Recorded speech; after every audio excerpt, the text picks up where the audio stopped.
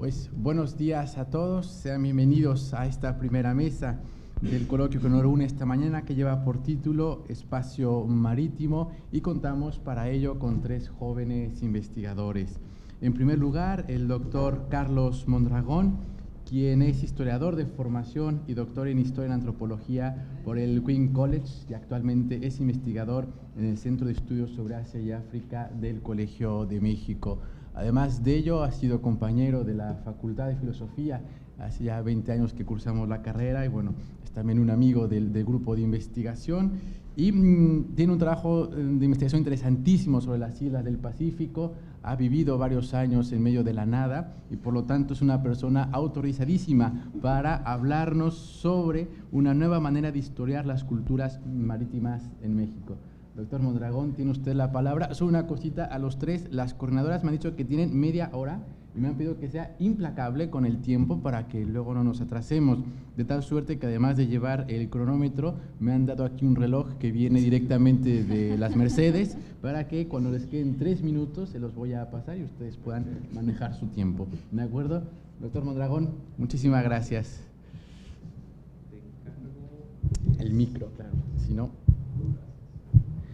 Mil gracias, Martín. Creo que ha sido la primera vez que presentan mis credenciales profesionales a partir de que vivía en la nada durante varios años.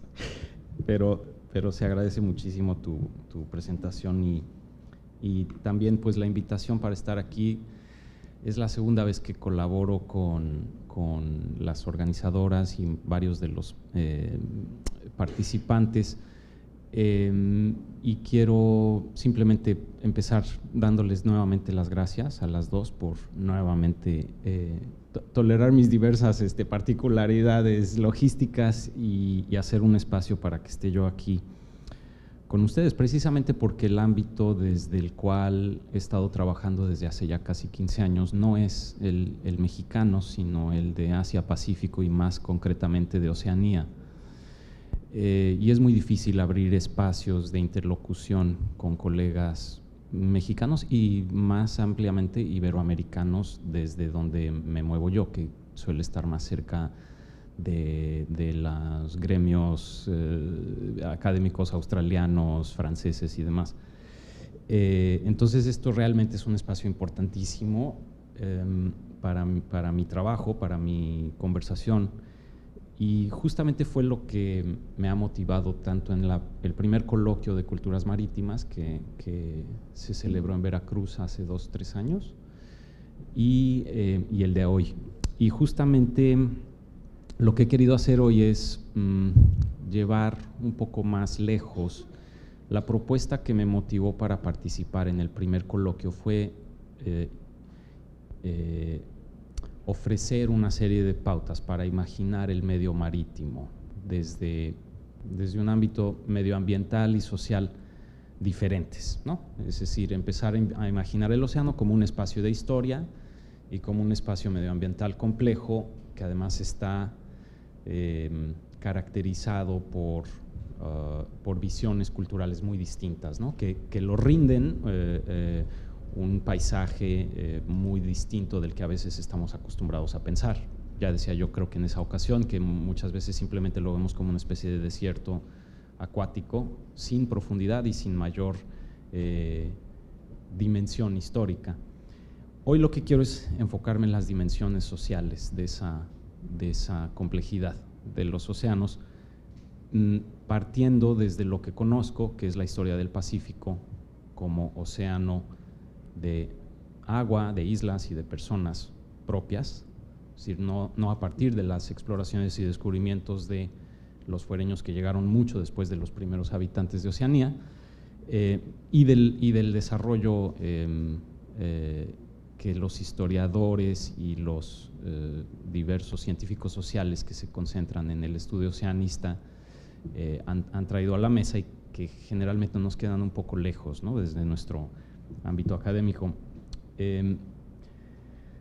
Aquí bueno, supongo que conviene advertir que mi ponencia es potencialmente larga Guadalupe me amenazó con tener un texto listo, porque la última vez no tenía yo un texto realmente en forma y terminé no participando de la publicación.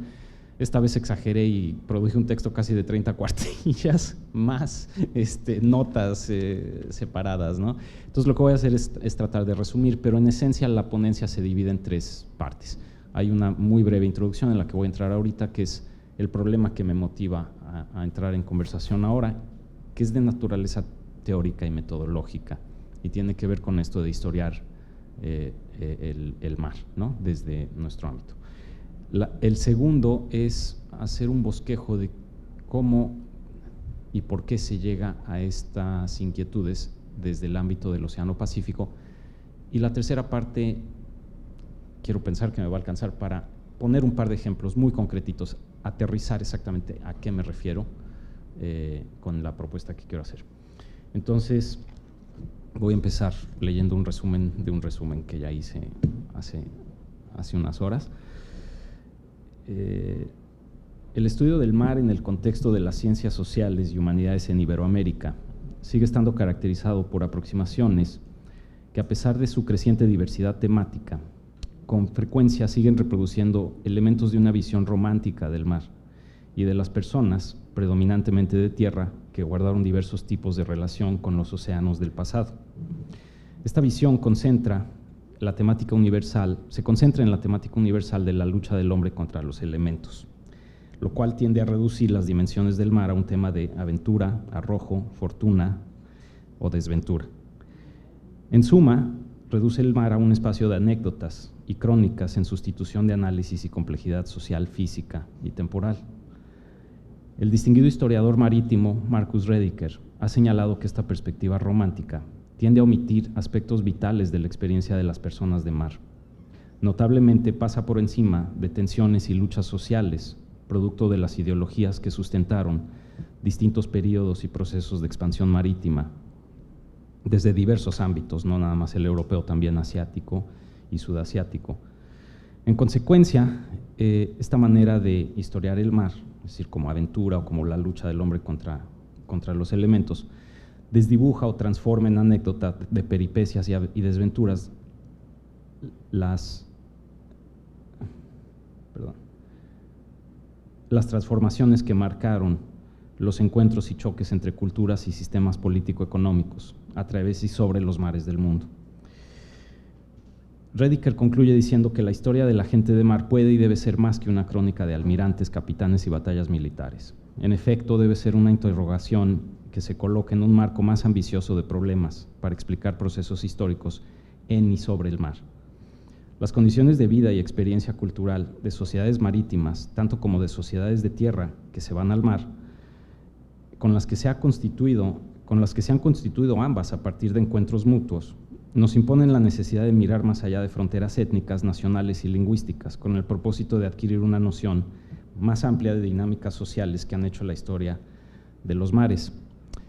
En el caso del tipo de historia que yo observo que se genera en nuestro ámbito hispanoamericano, me parece que hay 2 importantes temas o esferas de oportunidad de análisis que quedan por explorarse.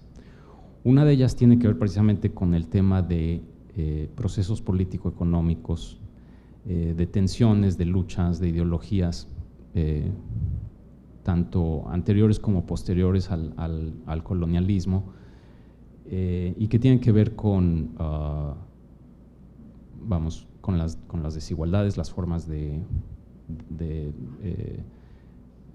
monopolización del pasado que en algún momento pudieron haber convergido sobre diferentes periodos de la historia, ¿no? Creo que esa es una dimensión del estudio del mar desde México que está faltando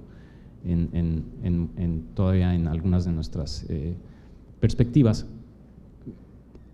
Añadiría yo aquí, entre paréntesis, que creo que estamos en un buen momento para empezar a incorporar algunas de estas problemáticas a nuestro estudio, precisamente porque apenas está en desarrollo este campo, ¿no?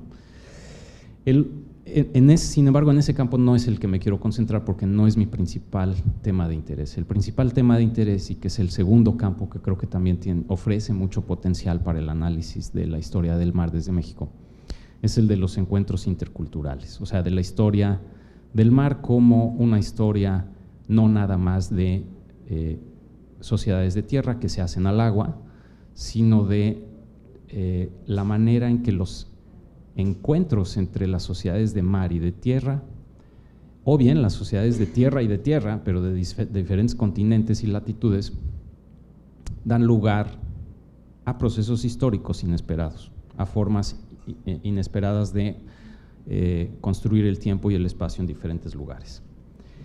Y es a eso hacia lo que me quiero enfocar en esta presentación en relación con el Pacífico.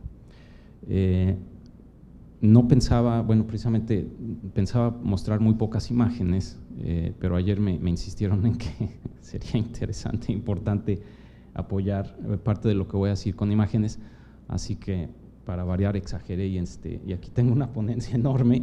Me voy a ir muy rapidito por esta segunda parte de la exposición que tiene que ver precisamente con el contexto del Pacífico, y lo que quiero con esto es tratar de invitarles a reimaginar el Océano Pacífico como espacio de historia desde los referentes que nos ofrece la perspectiva y la experiencia de su propia gente. Entonces, el Pacífico, aquí me estoy haciendo de un solo ejemplo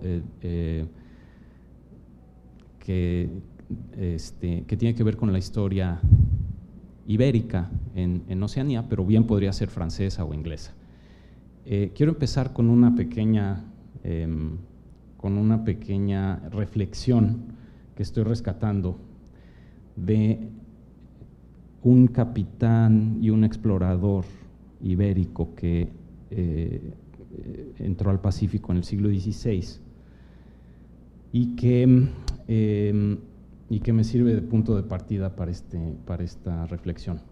En 1606, Pedro Fernández de Quirós y su tripulación surcaron las aguas del Pacífico Occidental, y en una de sus primeras paradas, digamos, en uno de sus primeros lugares que llegaron al Pacífico Occidental, llegaron a la islita de Ticopía, que está ahí en donde señala la rayita roja. Ticopía desde el mar se ve así, y desde el aire se ve así. Es una isla muy pequeña y con una altitud bastante elevada. Tiene más de 1000 metros de altura el cono volcánico colapsado, y tiene una población de polinesios muy pequeña, pero muy longeva, más de 2000 años de habitación humana.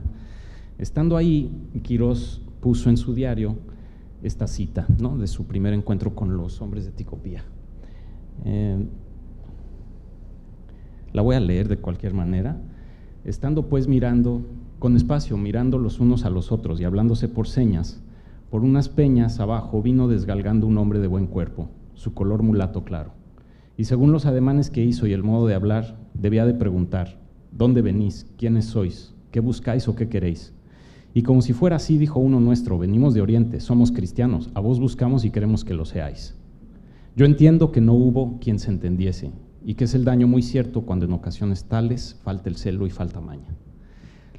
La invitación que quiero hacer a partir de lo que voy a presentar a continuación es precisamente que tengamos un poco más de celo y maña para historiar el mar desde aquí y recuperar en ese sentido la inquietud de Quirós ante esta incomprensión mutua, pero también este momento de potencial de creatividad mutua, ¿no?, entre ambas partes. Aquí están unos hombres de Ticopía. Esta es una foto de hace 20 años más o menos, de un colega antropólogo. Esto simplemente lo muestro para enfatizar el hecho de que esta isla ha estado habitada desde hace más de 2000 años y ahí sigue estando su gente y tiene su historia y tiene sus formas, ¿no? Normalmente el Pacífico lo imaginamos pues como una extensión enorme de agua que ofrece un reto fenomenal para quienes penetran en él. No me voy a detener mucho en esto creo que lo repasé durante la exposición anterior en el primer coloquio, pero ahí están algunos de los números, ¿no?, que nos dan cuenta del gigantismo de esta superficie. Generalmente la representamos en nuestra cartografía moderna, pues a partir de unas referentes políticas que nos dan cuenta de una dispersión de naciones isleñas diminutas y que realmente no figuran gran cosa ni en nuestra cartografía ni en nuestro horizonte histórico, ¿no?, como sitios de relevancia. Político-económicamente tienen zonas de exclusión, zonas exclusivas de pesca y zonas económicas exclusivas, ¿no?, marítimas, que nos dan una idea de que es un poco más extensa su influencia, pero nuevamente esto no nos da mucha cuenta de la diversidad humana que hay aquí. ¿Acaso, yéndonos un poco más a detalle, solemos dividir esa diversidad humana en 3 grandes áreas socioculturales: Melanesia, Polinesia y Micronesia. Pero hasta ahí suele llegar nuestra noción de lo que hay en este mar enorme. Sin embargo, la historia de Oceanía es larguísima. No empieza en el siglo XVI con Magallanes ni con Balboa, empieza hace casi 40,000 años, cuando después de colonizar Australia, los hombres que habitaron la parte de Nueva Guinea por el norte empiezan a hacerse a la mar. Hay evidencia arqueológica que desde hace 28,000 años hay embarcaciones que zarpan del norte de Nueva Guinea y llegan de esta zona de aquí y llegan a las islas de Manus y de Nueva Bretaña, en el mar de Bismarck, hace 28,000 años. Estos son más de 200 kilómetros de mar abierto. Los pensamos primitivos, neandertales, etcétera, pero algo sabrían hacer, ¿no? Y eran hombres modernos en el sentido biológico, ¿no?, de la palabra.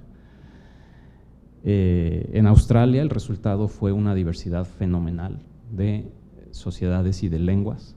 Las pensamos todas como aborígenes, pero en realidad son mucho más complejas y diversas, que además transformaron su paisaje profundamente, ¿no?, a lo largo de casi 60,000 años de habitación. La primera expansión humana hacia lo que es el Pacífico insular se dio entonces hace entre 40,000 y 15,000 años antes del presente, sobre el archipiélago de Bismarck y las islas más grandes aledañas a Nueva Guinea.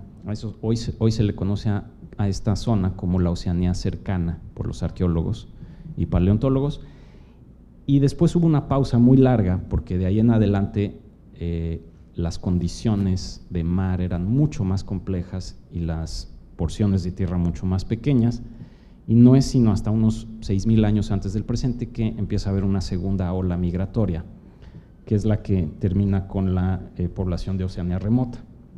Oceanía cercana, pues, se empezó a poblar hace unos 40,000 años. Eventualmente hubo una mezcolanza de dos olas migratorias muy diferentes, la austronesia y la no austronesia, y eventualmente se convirtieron en la región de mayor biodiversidad de Oceanía. Digo que eventualmente porque la llegada del hombre supuso un choque traumático para los sistemas ecológicos de toda esta región, ¿no?, como en cualquier otra parte del mundo. Y esto lo quiero enfatizar porque precisamente nos recuerda que ningún paisaje es prístino. No estamos mirando aquí naturaleza salvaje, sino paisajes antropogénicos de una profundidad enorme. Y hoy por hoy es la región de mayor diversidad sociolingüística del mundo, más que África, más que Asia. La concentración de grupos lingüísticos únicamente en la región de Nueva Guinea y el mar de Bismarck es fenomenal, ¿no? Más de 1,000 lenguas, grupos lingüísticos se concentran ahí. Cada colorcito de estos que ven en el mapa de Nueva Guinea es una sociedad con su propia lengua. Oceanía remota se poblaría mucho después, ¿no?, y incluye el resto de las islas del Pacífico hacia el norte, este y sureste, y únicamente incluye lenguas austronesias, porque fueron los austronesios de hace 5,000 años que terminaron de perfeccionar la tecnología náutica que los llevaría hasta a estos horizontes. La extensión a la cual llegarían estas sociedades de mar sería enorme y significa que hoy día, cabría también precisar que ya existen datos arqueológicos concretos que los sitúan a los polinesios de Oceanía remota en las costas americanas, probablemente en lo que son las islas del Canal, cerca de lo que hoy es Los Ángeles, Santa Bárbara, y en Chile, entre el siglo IX y XII después de Cristo, o sea, hace unos 1000 años, ¿no? Más o menos. Ya estaban ahí, estaban intercambiando, estaban haciendo cosas, no llegaron a colonizar, no existen rastros genéticos que den cuenta de un mestizaje intenso, pero sí que llegó a haber conexiones. Y por otro lado llegaron hasta Madagascar, en donde sigue habiendo grupos con lingüística y ascendencia austronesia. Entonces, los austronesios y los no austronesios, que son las dos grandes migraciones pobladoras de Oceanía, son de una enorme diversidad y extensión. Es la familia lingüística más extensa del planeta. Aquí hay otra vez un acercamiento, ¿no?, a la diversidad lingüística de algunas de las naciones contemporáneas de esta región. O sea, aún en islas diversas puede haber una combinación enorme de lenguas. Una de las islas en donde trabajo yo tiene 36 grupos lingüísticos y es muy pequeña, ¿no? Entonces, este es el mapa del pasado hoy. Es un lugar enorme que acota, por un lado, una de las empujes migratorios más antiguos y más recientes, ¿no? O sea, es la historia de la dispersión humana en el planeta, entre Australia y Nueva Zelanda, cubre todo, ¿no? Toda la cronología de la dispersión del hombre por el planeta. Entonces es una historia muy antigua, pero también es una historia reciente. Aquí voy a pasar rapidísimo por lo que es la población última de Oceanía remota por los navegantes polinesios del siglo VI.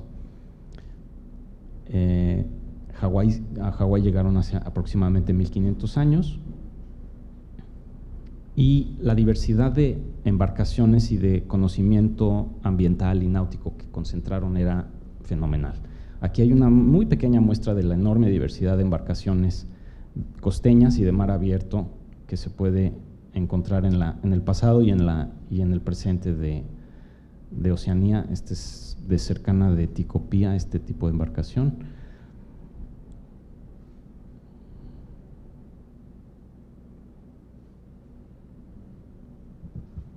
Y algunas viñetas de lo que fue el pasado imaginado de Hawái contra la actualidad, ¿no? Esto también son fotos, estas son fotos de Anuta, Ticopía, Anuta, son islas que quedan muy cerca de donde trabajo yo, entonces de ahí tengo algunas imágenes contemporáneas. Estos son uno de los monarcas hawaianos del siglo XVIII, este es un jefe maorí del siglo XIX y estos son jefes de Ticopía en el siglo XXI. Esta gente transformó sus paisajes profundamente a través de sus sistemas de producción, en este caso tubérculos, taro, que le llaman acuático, que requiere de enormes sistemas de terracería y de canalización del agua. Estos son los altos de Nueva Guinea, que son todo menos una selva, ¿no? Son casi como jardines, son enormes extensiones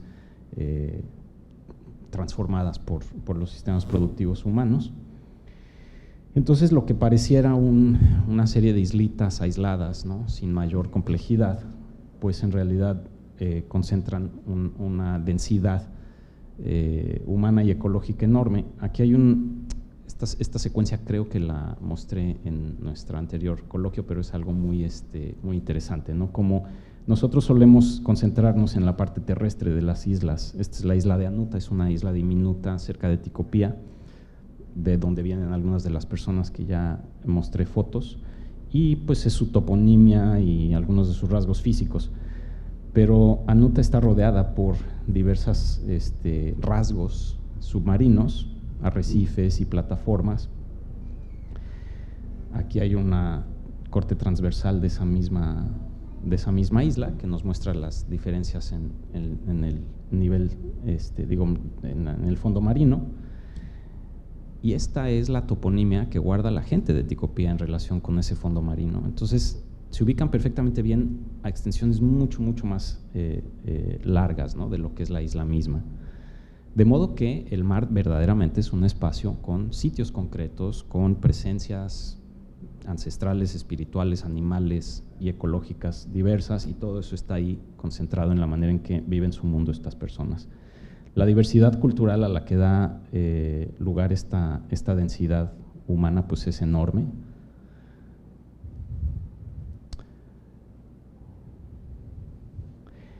Y creo que el resultado pues es todo menos el de una cultura primitiva o carente de sofisticación, ¿no? Hoy día estas miles de islas, son 25,000 islas pobladas en lo que es el Pacífico insular. Pues hace ya tiempo que están escribiendo sus propias historias y dando cuenta de su propia manera de imaginar el pasado y sus espacios y sus tiempos. Estas formas de historicidad, que le llamo aquí historicidades austronesias, tienen ciertos rasgos propios. Se arraigan en un mundo marítimo, se caracterizan por tierras y pueblos unidos por una matriz de rutas acuáticas, o sea, no son sociedades insulares en el sentido estricto del término, y tienen una diversidad enorme de formas culturales y ecológicas, ¿no? En términos de tiempo, y aquí voy a terminar con lo que quería hacer, que es arraigar esto. En términos de tiempo, la temporalidad austronesia suele colapsar nuestras distinciones entre pasado y presente. Para los austronesios, el pasado solo es relevante en la medida en que tiene incidencia inmediata o que tiene efectos continuos en nuestro presente. ¿A qué me refiero con esto?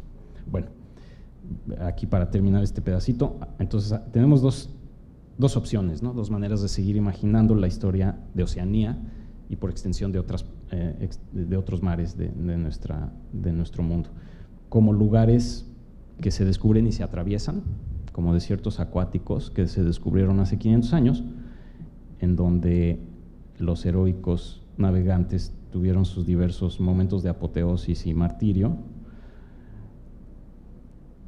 o bien, y en donde, bueno, lo que hay ahí son primitivos sin mayor historia ni profundidad, o lugares paradisíacos para ir a vacacionar, que sí que existen, ¿no?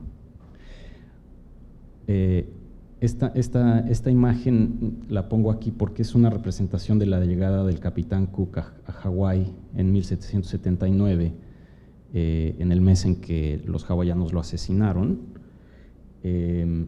y es una representación en un libro de historia de hace unos 60 años de esa llegada. Vean el tamaño de las naves de las embarcaciones europeas y de las embarcaciones hawaianas. Esta es una imagen más reciente que toma cuenta de las verdaderas dimensiones de las vacas hawaianas, de estas enormes canoas de navegación oceánica, y del número de canoas que rodearon a los barcos ingleses. Y bueno, podemos ir imaginando quién se sentía en control de ese encuentro intercultural, ¿no?, entre esto y esto.